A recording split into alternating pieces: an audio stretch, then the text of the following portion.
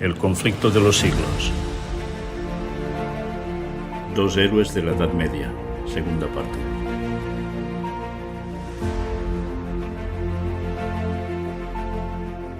Capítulo 6.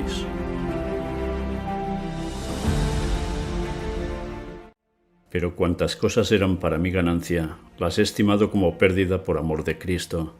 Y ciertamente, aún estimo todas las cosas como pérdida por la excelencia del conocimiento de Cristo Jesús, mi Señor, por amor del cual lo he perdido todo y lo tengo por basura, para ganar a Cristo, a fin de conocerle, y el poder de su resurrección y la participación de sus padecimientos, llegando a ser semejante a él en su muerte, si en alguna manera llegase a la resurrección de entre los muertos. Debilitado por la enfermedad y el encierro, pues el aire húmedo y sucio del calabozo le ocasionó una fiebre que estuvo a punto de llevarle al sepulcro, Hus al fin fue llevado ante el concilio. Cargado de cadenas se presentó ante el emperador, que empeñara su honor y buena fe en protegerle. Durante todo el largo proceso sostuvo Hus la verdad con firmeza, y en presencia de los dignatarios de la Iglesia y del Estado allí reunidos, elevó una enérgica y solemne protesta contra la corrupción del clero. Cuando se le exigió que escogiese entre retractarse o sufrir la muerte, eligió la suerte de los mártires. El Señor le sostuvo con su gracia durante las semanas de padecimiento que sufrió antes de su muerte. La paz del cielo inundó su alma. En la oscuridad de su calabozo previó el triunfo de la fe verdadera, volviendo en sus sueños a su capilla de Praga, donde había predicado el Evangelio, vio al Papa y a sus obispos borrando los cuadros de Cristo que él había pintado en sus paredes. Este sueño le aflige, pero el día siguiente ve muchos pintores ocupados en restablecer las imágenes en mayor número y colores más brillantes. Concluido este trabajo, los pintores, rodeados de un gentío inmenso, exclaman: Que vengan ahora papas y obispos, ya no las borrarán jamás. Al referir el reformador su sueño añadió: Tengo por cierto que la imagen de Cristo no será borrada jamás. Ellos han querido destruirla, pero será nuevamente pintada en los corazones por unos predicadores que valdrán más que yo. Por última vez fue llevado Hus ante el concilio. Era esta una asamblea numerosa y deslumbradora. El emperador, los príncipes del imperio, delegados reales, cardenales, obispos y sacerdotes, y una inmensa multitud de personas que habían acudido a presenciar los acontecimientos del día. De todas partes de la cristiandad se habían reunido los testigos de este gran sacrificio, el primero en la larga lucha entablada para asegurar la libertad de conciencia. Instado Hus para que manifestara su decisión final, declaró que se negaba a abjurar, y fijando su mirada penetrante en el monarca, que vergonzosamente violara la palabra que había empeñado, dijo: Resolví de mi propia y espontánea libertad comparecer ante este concilio bajo la fe y la protección pública del emperador aquí presente. El bochorno se le subió a la cara al monarca Segismundo al fijarse en él las miradas de todos los circunstantes. Habiendo sido pronunciada la sentencia, se dio principio a la ceremonia de degradación. Los obispos vistieron a su prisionero con el hábito de sacerdote, y éste, al recibir las vestiduras, dijo: A nuestro Señor Jesucristo se le vistió con una túnica blanca con el fin de insultarle cuando Herodes le envió a Pilato. Habiéndosele exhortado otra vez a que se retractara, replicó mirando al pueblo: Y entonces, ¿con qué cara me presentaría en el cielo? ¿Cómo miraría a las multitudes de hombres a quienes he predicado el Evangelio puro? No, estimo su salvación más que este pobre cuerpo destinado ya a morir. Las vestiduras le fueron quitadas una por una, pronunciando cada obispo una maldición cuando le tocaba tomar parte en la ceremonia. Por último, colocaron sobre su cabeza una gorra o mitra de papel en forma de pirámide, en la que estaban pintadas horribles figuras de demonios y en cuyo frente se destacaba esta inscripción: El archihereje. Dijo Hus: Con gozo llevaré por ti esta corona de oprobio, oh Jesús, que llevaste por mí una de espinas. Acto continuo, los prelados dijeron: Ahora dedicamos tu alma al diablo. A lo que Hus respondió levantando sus ojos al cielo: Y yo en tus manos encomiendo mi espíritu, oh Señor Jesús, porque tú me redimiste. Fue luego entregado a las autoridades seculares y conducido al lugar de la ejecución. Iba seguido por inmensa procesión formada por centenares de hombres armados, sacerdotes y obispos que lucían sus ricas vestiduras, y por el pueblo de Constanza. Cuando lo sujetaron a la estaca y todo estuvo dispuesto para encender la hoguera, se instó una vez más al mártir a que se salvara retractándose de sus errores. ¿A cuáles errores debo renunciar? De ninguno me encuentro culpable. Tomo a Dios por testigo de que todo lo que he escrito y predicado ha sido con el fin de rescatar a las almas del pecado y de la perdición, y por consiguiente, con el mayor gozo confirmaré con mi sangre aquella verdad que he anunciado por escrito y de viva voz. Cuando las llamas comenzaron a arder en torno suyo, principió a cantar. Jesús, Hijo de David, ten misericordia de mí. Y continuó hasta que su voz enmudeció para siempre. Sus mismos enemigos se conmovieron frente a tan heroica conducta. Un celoso partidario del Papa, al referirse al martirio de Hus y Jerónimo, que murió poco después, dijo: Ambos se portaron como valientes al aproximarse su última hora. Se prepararon para ir a la hoguera como se hubieran preparado para ir a una boda. No dejaron oír un grito de dolor. Cuando subieron las llamas, entonaron himnos y apenas podía la vehemencia del fuego acallar sus cantos.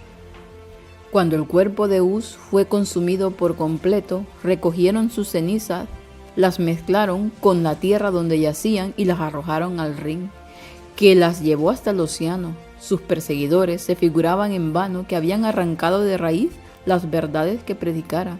No soñaron que las cenizas que echaban al mar eran como una semilla esparcida en todos los países del mundo y que en tierras aún desconocidas darían mucho fruto en testimonio por la verdad. La voz que había hablado en el concilio de Constanza había despertado ecos que resonarían en las edades futuras. Hus ya no existía, pero las verdades por las cuales murió no podían perecer. Su ejecución puso de manifiesto la pérfida crueldad de Roma. Los enemigos de la verdad, aunque sin saberlo, no hacían más que fomentar la causa que en vano procuraban aniquilar. Una estaca más iba a levantarse en Constanza. La sangre de otro mártir iba a testificar por la misma verdad. Jerónimo, al decir adiós a Hus, cuando éste partiera para el concilio, le exhortó a ser valiente y firme, declarándole que si caía en algún peligro, él mismo volaría en su auxilio. Al saber que el reformador se hallaba encarcelado, el fiel discípulo se dispuso inmediatamente a cumplir su promesa. Salió para Constanza con un solo compañero y sin proveerse de salvoconducto. Al llegar a la ciudad, se convenció de que solo se había expuesto al peligro, sin que le fuera posible hacer nada para libertar a Hus. Huyó entonces, pero fue arrestado en el camino y devuelto a la ciudad cargado de cadenas, bajo la custodia de una compañía de soldados. En su primera comparecencia ante el concilio, sus esfuerzos por contrarrestar los cargos que le arrojaban se malograban entre los gritos. A la hoguera con él, a las llamas. Fue arrojado en un calabozo, lo encadenaron en una postura muy penosa y lo tuvieron a pan y agua. Después de algunos meses, las crueldades de su prisión causaron a Jerónimo una enfermedad que puso en peligro su vida, y sus enemigos, temiendo que se les escapase, le trataron con menos severidad, aunque dejándole en la cárcel por 1 año. La muerte de Hus no tuvo los resultados que los papistas esperaban. Como medio más seguro, el concilio resolvió que en vez de quemar a Jerónimo, se le obligaría, si posible fuese, a retractarse. Fue llevado ante el concilio y se le instó para que escogiera entre la retractación o la muerte en la hoguera. Haberle dado muerte al principio de su encarcelamiento hubiera sido un acto de misericordia en comparación con los terribles sufrimientos a que le sometieron. Pero después de esto, debilitado por su enfermedad y por los rigores de su prisión, detenido en aquellas mazmorras y sufriendo torturas y angustias, separado de sus amigos y herido en el alma por la muerte de Hus, el ánimo de Jerónimo decayó y consintió en someterse al concilio. Se comprometió a adherirse a la fe católica y aceptó el auto de la asamblea que condenaba la doctrina de Wycliffe y de Hus, exceptuando, sin embargo, las santas verdades que ellos enseñaron. Una decisión que le dolería hasta lo más profundo. Por medio de semejante expediente, Jerónimo trató de acallar la voz de su conciencia y liberarse de la condena, pero de vuelta al calabozo, a solas consigo mismo, percibió la magnitud de su acto. Comparó el valor y la fidelidad de Hus con su propia retractación. Pensó en el divino maestro a quien él se había propuesto servir y que por causa suya sufrió la muerte en la cruz. Antes de su retractación había hallado consuelo en medio de sus sufrimientos, seguro del favor de Dios, pero ahora el remordimiento y la duda torturaban su alma. Harto sabía que tendría que hacer otras retractaciones para vivir en paz con Roma. El sendero que empezaba a recorrer le llevaría infaliblemente a una completa apostasía. Resolvió no volver a negar al Señor para librarse de un breve plazo de padecimientos. Jerónimo protestó contra tamaña crueldad e injusticia. La sed de sangre despertada por la muerte de Hus reclamaba nuevas víctimas. Solo la completa abjuración podía salvar de la muerte al reformador, pero éste había resuelto confesar su fe y seguir hasta la hoguera a su hermano mártir. Desvirtuó su anterior retractación y a punto de morir exigió que se le diera oportunidad para defenderse. Temiendo los prelados el efecto de sus palabras, insistieron en que él se limitara a afirmar o negar lo bien fundado de los cargos que se le hacían. Pero sabéis, se le concedió lo que pedía. Se arrodilló Y pidió al Espíritu Divino que guiara sus pensamientos y sus palabras. Las palabras de Jerónimo produjeron sorpresa y admiración aún a sus enemigos. Por espacio de todo un año había estado encerrado en un calabozo sin poder leer ni ver la luz siquiera, sufriendo físicamente a la vez que dominado por terrible ansiedad mental, y no obstante supo presentar sus argumentos con tanta claridad y con tanta fuerza como si hubiera podido estudiar constantemente. No cabe duda que el Espíritu Santo estaba con él. Al retractarse, Jerónimo había declarado justa la sentencia condenatoria que el concilio lanzara contra Hus, pero esta vez declaró que se arrepentía de ello y dio un valiente testimonio de la inocencia y santidad del mártir. Expresóse en estos términos: Conocí a Juan Hus desde su niñez. Era el hombre más excelente, justo y santo, pero no por eso dejó de ser condenado. Y ahora yo también estoy listo para morir. No retrocederé ante los tormentos que hayan preparado para mí mis enemigos, los testigos falsos, los cuales tendrán que ser llamados un día a cuentas por sus imposturas ante el gran Dios a quien nadie puede engañar. Al censurarse a sí mismo por haber negado la verdad, dijo: De todos los pecados que he cometido desde mi juventud, ninguno pesa tanto sobre mí ni me causa tan acerbos remordimientos como el que cometí en este funesto lugar, cuando probé la inicua sentencia pronunciada contra Wycliffe y contra el santo mártir Juan Hus, maestro y amigo mío. Sí, lo confieso de todo corazón, y declaro con verdadero horror que desgraciadamente me turbé cuando, por temor a la muerte, condené las doctrinas de ellos. Por tanto, ruego al Dios Todopoderoso se digne perdonarme mis pecados, y este en particular, que es el más monstruoso de todos. Señalando a los jueces, dijo con entereza: Vosotros condenasteis a Wycliffe y a Juan Hus no porque hubieran invalidado las doctrinas de la Iglesia, sino sencillamente por haber denunciado los escándalos provenientes del clero, su pompa, su orgullo y todos los vicios de los prelados y sacerdotes. Las cosas que aquellos afirmaron y que son irrefutables, yo también las creo y las proclamo. Sus palabras fueron interrumpidas. Los prelados, temblando de ira, exclamaron: ¿Qué necesidad hay de mayores pruebas? Contemplamos con nuestros propios ojos el más obstinado de los herejes. Sin conmoverse ante la tempestad, dijo: ¿Qué? ¿Imagináis que tengo miedo de morir?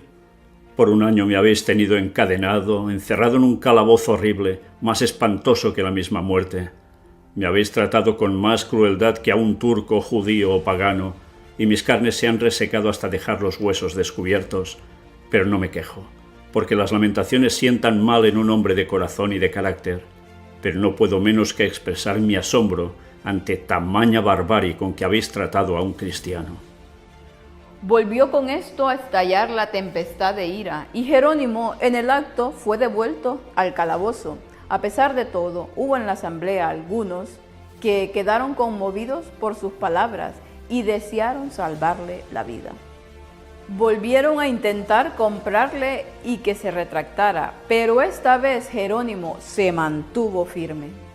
Probadme con las santas escrituras que estoy en error y abjuraré de él. Uno de ellos dijo: Las santas escrituras, ¿todo debe ser juzgado por ellas? ¿Quién puede comprenderlas si la Iglesia no las interpreta? A lo que Jerónimo respondió: ¿Son las tradiciones de los hombres más dignas de fe que el Evangelio de nuestro Salvador? Pablo no exhortó a aquellos a quienes escribía que escuchasen las tradiciones de los hombres, sino que les dijo: escudriñad las Escrituras. Y la respuesta fue: Hereje, me arrepiento de haber estado alegando contigo tanto tiempo. Veo que es el diablo el que te impulsa. Y el diablo era quien impulsaba, pero no a Jerónimo, sino a ellos. Y en breve se falló la sentencia de muerte. Fue al suplicio cantando, iluminado el rostro de gozo y paz. Fijó en Cristo su mirada y la muerte ya no le infundía miedo alguno. Cuando el verdugo, a punto de prender la hoguera, se puso detrás de él, el mártir exclamó: Ven por delante, sin vacilar, prende la hoguera en mi presencia. Si yo hubiera tenido miedo, no estaría aquí.